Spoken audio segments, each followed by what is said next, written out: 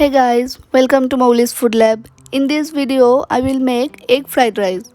This recipe is quick and easy. You can serve this in lunch or dinner as main course. If you like this recipe, please click the like button below and don't forget to subscribe my channel. Now let's start.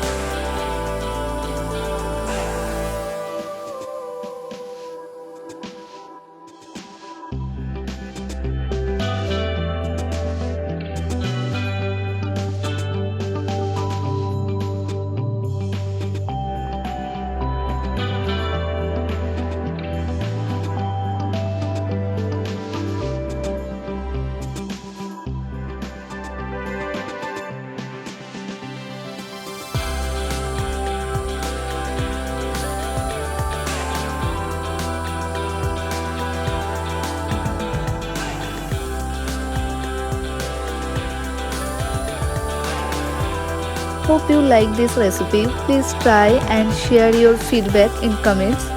Don't forget to subscribe my channel and click on bell icon for new recipes notification.